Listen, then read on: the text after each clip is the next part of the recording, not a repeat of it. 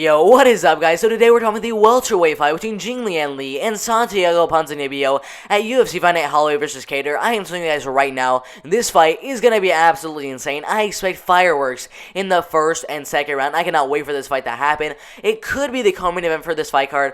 It's sort of debated on which fight is going to be the co-main event for this UFC Fight Night. Is it going to be Omar Akhmedov versus Tom Breeze, or is it going to be Santiago Ponzinibbio versus Jingliang? I mean, anything can happen. Either way, even if it is the co-main event, or even if it is not the co-main event, either way, it is still a 3-round welterweight fight. Santiago Ponzinibbio has an amazing record in this welterweight division.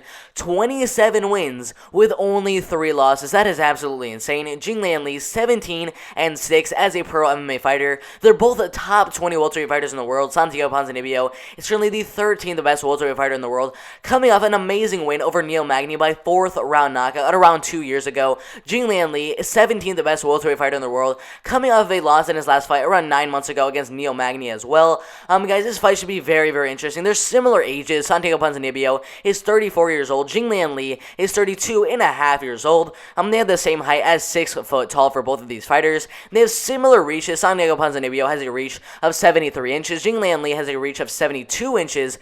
So a little advantage there for Santiago Ponzinibbio in this fight. Guys, Santiago Ponzinibbio was supposed to fight Muslim Salikhov on this UFC Fight Night, but Jingliang ended up stepping in Muslim Salikhov's place because Muslim did end up pulling out of the fight. So Jingliang will fight Santiago Ponzinibbio, and Jingliang is actually a betting underdog in this fight, currently around plus 230 as the moderate underdog to win the fight. Santiago Ponzinibbio is the minus 260 moderate favorite to win the fight. That is absolutely insane. But guys, you guys are gonna get so shocked when I tell you the Tapology predictions for this fight. Out of 550 different Tapology predictions, 91% of the vote are going for Santiago Ponzinibbio to win the fight, mainly by knockout, and then a lot of people have him winning the fight by unanimous decision. Only 9% of the vote out of 550 votes are going for Jingliang to win the fight, mainly by knockout, and then obviously some people do think Jingliang is going to win the fight by unanimous decision. I think this fight is very likely to end in the first or second round.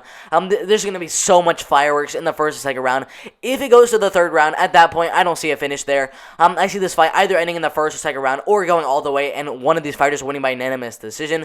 But guys, if you look at Santiago Ponzinibbio's record, 27-3 is such an amazing record. I mean, come on. Who has that record in this welterweight division? He is on a 6-fight win streak right now. That's insane. I mean, come on. He started his career back in 2008, got a first round knockout. Guess what? First round knockout, got a submission, got a first round guillotine choke submission.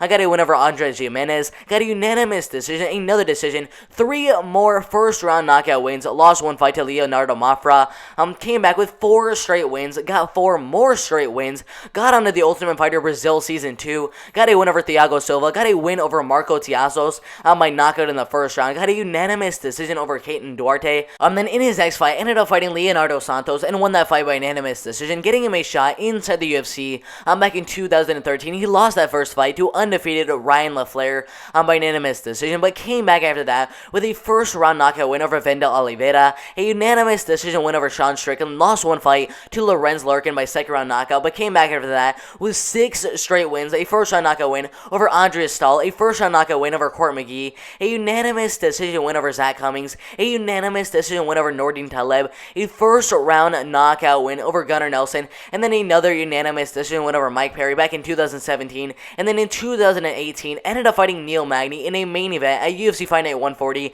and won the fight by 4th round knockout. That is absolutely insane. But due to some injuries, he did not fight for 2 straight years, and looks to come back with a win here against Jingliang in this fight. Alright guys, so Jingliang 17-6 as a pro MMA fighter in this welterweight division.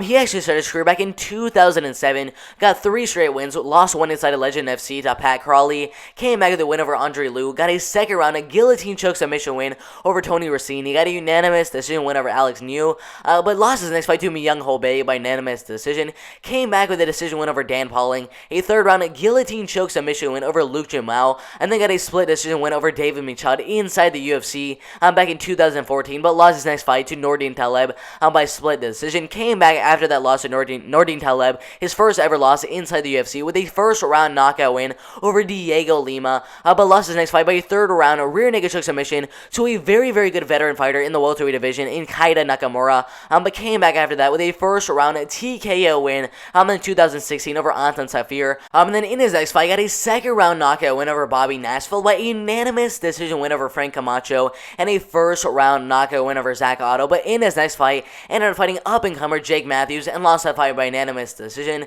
Came back after they lost to Jake Matthews with a decision win over Daichi Abe, a third round sidekick KO win over David Zawada, and then a third round knockout win over Elizu Zaleski. But in his next fight against Neil Magny, ended up losing that fight by unanimous decision, and looks to come back with a win here over Santiago Ponzinibbio in this fight.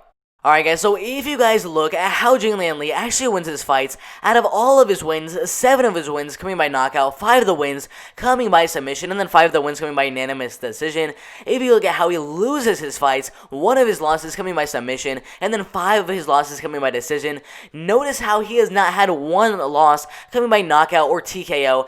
All I'm saying is it's going to be very, very tough for Santiago Ponzinibbio to get a knockout in this fight against someone who has never, ever been knocked out or TKO'd in his pro MMA career. That's going to be very, very tough to do. But even though that's going to be very, very tough, Santiago Ponzinibbio can definitely do it. We've seen him knock out so many fighters already inside the UFC. He knocked out Neil Magny. He knocked out Court McGee. He has so many knockouts already in the UFC over Wendell Oliveira, Leonardo Santos. I mean, this dude, he's an absolute beast. If you look at how he wins his fights, on the other hand, he's a little bit different. 17 of his wins coming by knockout. That's absolutely insane. 6 of the wins coming by submission, and only 7 of his wins are coming by unanimous decision. He really, really likes to go out there and get a finish, mostly by knockout or TKO in his fights. But in this one, I'm just gonna say I don't see a knockout from Santiago Ponzinibbio. I don't see a knockout from Jingliang Li. I don't see a finish from either fighter. This is a 3-round fight, not a 5-round fight like the Neil Magny fight.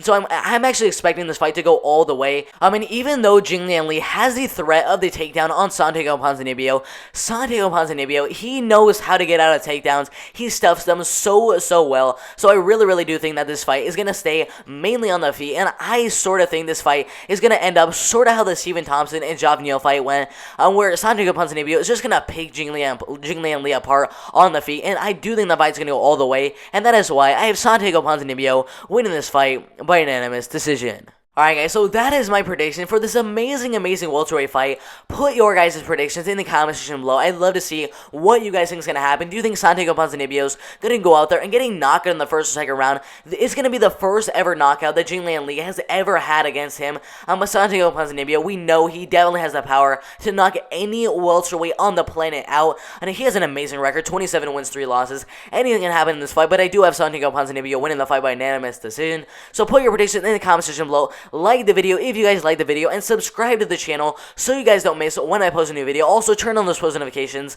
That would be absolutely insane. But that is it for the video.